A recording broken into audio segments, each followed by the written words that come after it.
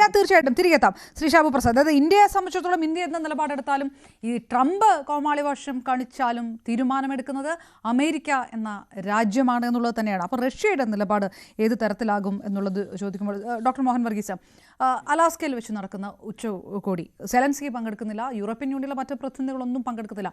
അപ്പോൾ റഷ്യയും അമേരിക്കയും ചേർന്ന് ഈ വിഷയത്തിൽ ഒരു തീരുമാനമെടുക്കും.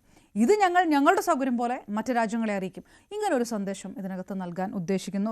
ഇതൊരു പുതിയ നയതന്ത്ര സമീപനത്തിലേക്ക് അമേരിക്ക കടക്കുന്നു. അത് റഷ്യയെ ഒറ്റപ്പെടുത്താനുള്ള ശ്രമം പാളിപ്പോയി പലതവണ. അതിൽ നിന്നൊരു പാഠം പഠിച്ചുകൊണ്ട് ഈ ഒരു പുതിയ സമീപനത്തിലേക്ക് അമേരിക്ക മാറുന്നു. അങ്ങനെ ഒരു സന്ദേശം കൂടി ഇതിനകത്തുള്ളൂ. അങ്ങനെ ഉണ്ടെങ്കിൽ അതിനോടുകൂടി റഷ്യ എങ്ങനെ റെസ്പോണ്ട് ചെയ്യുന്നു എന്നുള്ളത് പ്രധാനമാണ്. അമേരിക്ക റഷ്യ ആ ഇക്വേഷൻ അത് എത്രത്തോളം ഇതിനെ ബാധിക്കുന്നുണ്ട്? അപകടകരമായ ഒരു പ്രവണതയാണ് അപർണ ഇത്. ഉക്രൈൻ്റെ പങ്കാളിത്തമില്ലാതെ പ്രധാനപ്പെട്ട രണ്ട് ശക്തികൾ ഉക്രൈൻ്റെ കാര്യത്തിൽ തീരുമാനമെടുക്കുന്നു, ധാരണയാവുന്നു, ഉക്രൈൻ അത് അനുസരിക്കാൻ ബാധ്യസ്ഥരാവുന്നു.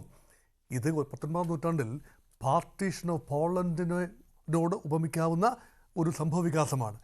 കാരണം ആ രീതിയിൽ super power rivalries, big power റൈവൽറീസിൻ്റെ തിയേറ്ററായി ഉക്രൈൻ മാറുകയും ഉക്രൈൻ്റെ സേ ഇല്ലാതെ ആ കാര്യത്തിൽ ചില ധാരണകളെത്തുകയും നിസ്സഹായമായി ഉക്രൈൻ ചില പ്രദേശങ്ങൾ വിട്ടുകൊടുത്തുകൊണ്ട് സന്ധി ചെയ്യുകയും ചെയ്താൽ നാളെ ഇതിനേക്കാൾ വലിയ വിപത്താണ് വരാൻ പോകുന്നത്. മറ്റ് രാജ്യങ്ങളും ഇതേ മാതൃക തന്നെ അഡോപ്റ്റ് ചെയ്തേക്കാം. അപ്പം ഇവിടെ കുറച്ചുകൂടെ വിതരണാത്മകമായ ഒരു ലോകമാണ്. 2ാം ലോകമഹായുദ്ധത്തിന് ശേഷം വന്ന ശീതയുദ്ധകാലത്തേതുപോലെ അല്ല ഇപ്പോഴത്തെ ലോകക്രമം. അതുമാത്രമല്ല 2000ങ്ങളിൽ നിലവിൽ വന്ന ഏകധ്രുവ സംവിധാനവുമല്ല, അല്ലെങ്കിൽ ശീതയുദ്ധാനന്തരം നിലവിൽ വന്ന അമേരിക്ക നയിക്കുന്ന ഒരു ഏകധ്രുവ സംവിധാനവും. ഞാൻ ഇടപെട്ട് ചോദിക്കുന്നത് ശ്രീ മോഹൻ വർഗീസ്, ഇന്ത്യ പാക് യുദ്ധവുമായിട്ട് ബന്ധപ്പെട്ട അവകാശവാദം നടത്തിയ രാജ്യമാണ് അമേരിക്ക. ഇത് നമ്മൾ പേടിക്കണം. ഈ ഒരു നീക്കത്തെ നമ്മൾ കൂടി പേടിക്കണം. ഇവിടെ അപർണ, ഇവിടെ ഓർക്കേണ്ട ഒരു കാര്യം, ഇവിടെ ട്രംപ് ഇത് പറയുന്നതിൻ്റെ പിന്നിൽ എന്തെന്നുള്ളതാണ്. അത് അമേരിക്കയുടെ ഒരു ചെറിയ അപകർഷതാബോധമെന്ന് പറയാനാവില്ല എങ്കിലും ഒരു സെക്യൂരിറ്റി പാരഡൈമിൽ വന്ന മാറ്റമാണ്. America is not exactly sitting pretty. ഇത് വിവരമുള്ളവർക്കറിയാം. അമേരിക്കയുടെ ആകെ ഒരു ഇക്കോണമി 30 ട്രില്യൺ ഇക്കോണമിയാണ്. പക്ഷേ അവരുടെ കടം അതിനേക്കാൾ കൂടിയ ഒരു കടമാണെന്ന് ഓർക്കണം. അതുമാത്രമല്ല അമേരിക്കയെ സംബന്ധിച്ചിടത്തോളം വലിയ തോതിലാണ് ബാധ്യതകൾ. അപ്പോൾ അവിടെ അതുമാത്രമല്ല ഈ ട്രേഡ് ഡെഫിസിറ്റ് തന്നെ $1.2 ട്രില്യൺ ട്രേഡ് ഡെഫിസിറ്റ്. ഇന്ത്യയുമായിട്ടുള്ളത് ഏതാണ്ട് $45 ബില്യൺ വ്യാപാര കമ്മി. ചൈനയുമായി $295 ബില്യൺ വ്യാപാര കമ്മി. അപ്പോൾ അങ്ങനെ $1.2 ട്രില്യൺ അമേരിക്കൻ ഡോളേഴ്സ് വർത്ത് വ്യാപാര കമ്മിയുള്ള രാജ്യം കയറണമെങ്കിൽ ഈ ഓർഡർ പൊളിച്ചടുക്കണം. അതേസമയം ഇന്ത്യയും ചൈനയുമെല്ലാം ഒരു വളരെ വലിയ സാധ്യത കാണുന്നു. അമേരിക്ക നേതൃത്വം നൽകുന്ന ഡോളർ അധിഷ്ഠിതമായ ലോകക്രമം മാറ്റിമറിക്കാൻ കിട്ടുന്ന ഇപ്പോഴത്തെ അവസരം. ചെറിയ പരിക്കുകളൊക്കെ സംഭവിച്ചാലും ഈ ക്രമം തകരേണ്ടത് ഇന്ത്യയുടെയും റഷ്യയുടെയും ചൈനയുടെയും ഒക്കെ ആവശ്യമാണ്.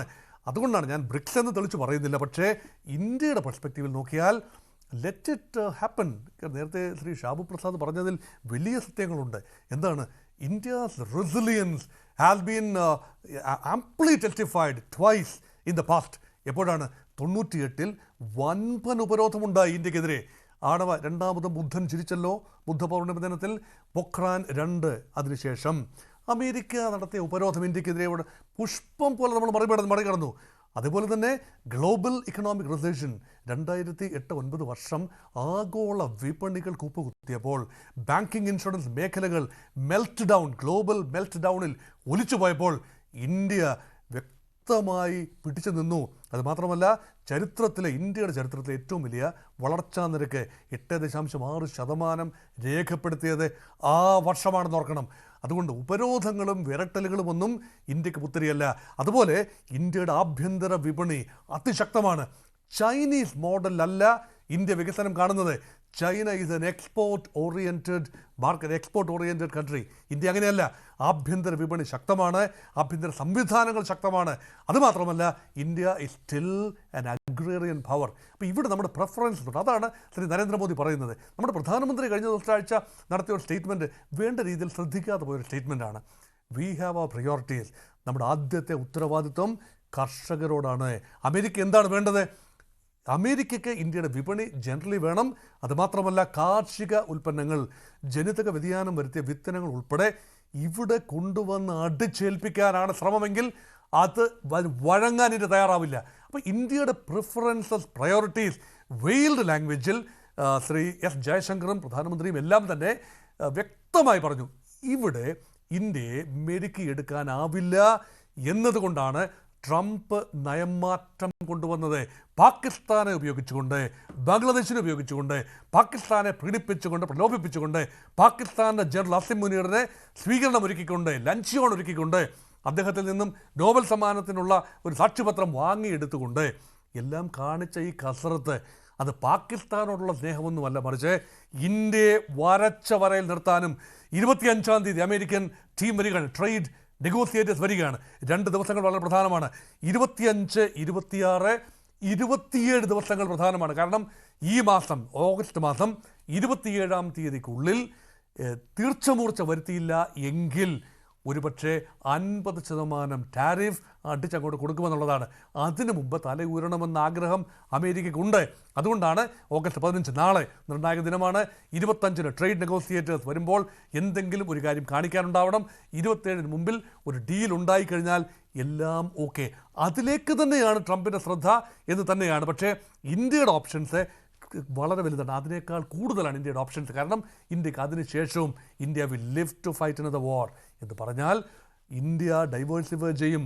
ഇനി ഒരു ഡീലിലെത്താൻ കഴിയുന്നില്ല എങ്കിൽ, നാളെ റഷ്യയുമായിട്ട് ഡീലിലെത്താൻ കഴിയുന്നില്ല, 27-ന് ഇന്ത്യയുമായി ഡീലിലെത്താൻ കഴിയുന്നില്ല എങ്കിൽ ഇന്ത്യയെ സംബന്ധിച്ചിടത്തോളം വിശാലമായ ഒരു പദ്ധതിയാണ് പിന്നീട്. അപ്പോൾ റഷ്യയുമായി, ചൈനയുമായി പോലും, കാരണം മുറുമുറുത്ത് നിൽക്കുന്ന ഇന്ത്യയും ചൈനയും തമ്മിൽ സഹകരിക്കാവുന്ന മേഖലകളുണ്ട്. അതുമാത്രമല്ല, ആഫ്രോ ഏഷ്യൻ, ലാറ്റിൻ അമേരിക്കൻ രാജ്യങ്ങൾ, ഗ്ലോബൽ സൗത്തിൻ്റെ മുൻകാലങ്ങളിൽ ഗ്ലോബൽ സൗത്തിൻ്റെ ലീഡർഷിപ്പിലായിരുന്നല്ലോ ഇന്ത്യ. ഒരിക്കൽ കൂടി ആ ഗ്ലോബൽ സൗത്ത് എന്നൊരു കോൺസെപ്റ്റ്, അവിടേക്കുള്ള മാർക്കറ്റുകൾ വികസിച്ച് വരുന്നതേ ഉള്ളൂ. പക്ഷേ അമേരിക്കയിലേക്കുള്ള കയറ്റുമതി ഏതാണ്ട് $85 ബില്യൺ. അതിനെ പൂർണ്ണമായും ആഫ്രിക്കൻ അല്ലെങ്കിൽ ഏഷ്യൻ, സദറൻ ഏഷ്യൻ രാജ്യങ്ങളിലേക്ക് മാത്രം അത്രയും കയറ്റുമതി ചെയ്യാനാവില്ലായിരിക്കാം. പക്ഷേ ഇന്ത്യക്ക് പിടിച്ചു നിൽക്കാനാവും എന്ന രീതിയിലാണ്. മാത്രമല്ല, നമുക്ക് നഷ്ടപ്പെടാനുള്ളത് എന്താണ്? പൂർണ്ണമായി വ്യാപാരം തകരുന്നു എന്ന് കരുതുക. നമുക്കാകെ GDP 2% ഒരു ഇടിവ് സംഭവിക്കാം. GDP വളർച്ചയിൽ 0.2% ഇടിവാണ് പ്രൊജക്റ്റ് ചെയ്യുന്നത്. 6.5% നിന്നും 6.3 റിവൈസ് ചെയ്യേണ്ടി വരും വളർച്ചാ നിരക്ക്. അത് മാത്രമേ ഈ വർഷത്തേക്കുള്ളൂ. അടുത്ത വർഷം കുറച്ചുകൂടി ബുദ്ധിമുട്ടായിരിക്കും. വീണ്ടും ഒരു 0.2% കൂടി താഴാം. അതിനുള്ളിൽ തന്നെ മറ്റ് മാർക്കറ്റുകൾ ഇന്ത്യ കണ്ടെത്തും. അത് മാത്രമല്ല, ആ ഒരു രീതിയിൽ ഇന്ത്യയുടെ ഓപ്ഷൻസ് അത് സാധിച്ചില്ല എങ്കിൽ സംഭവിക്കാൻ പോകുന്നത് ഓരോ രാജ്യത്തെയും ഒന്നൊന്നായി പൊളിച്ചടക്കി അമേരിക്ക മുന്നോട്ട് പോകും. റഷ്യ അതിന് നിന്നു കൊടുക്കുമെന്ന ചിന്ത എനിക്കില്ല. അതുകൊണ്ട് നാളെ ഒരുപക്ഷെ ഒരു ധാരണയിലാവും. അത് പുടിൻ അങ്ങോട്ട് പോയി എന്നുള്ളത് വളരെ ശ്രദ്ധേയമാണ്. അമേരിക്കയിലേക്ക് റഷ്യൻ പ്രസിഡന്റ് പോകാൻ സന്നദ്ധത കാട്ടി എന്ന് പറയുന്നത് അനുകൂലമായൊരു സാഹചര്യമാണ്. അവിടെ ട്രംപ് വീണ്ടും പൊണ്ണക്കാരി, വിത്തിൻ കോട്ട്സ്, വലിയ തെണ്ടിപ്പൊണ്ണക്കാര്യം എന്ന് പറയുന്ന ആ ഒരു ചിന്ത വീണ്ടും എടുക്കുകയാണെങ്കിൽ സെലൻസ്കിയോട് അമേരിക്കയിൽ വെച്ച് പെരുമാറിയതുപോലെ അലാസ്കയുടെ മണ്ണിൽ പുടിനോട് പെരുമാറുന്നു എങ്കിൽ അക്കളി തീക്കളി കട്ടായം. ഓക്കെ.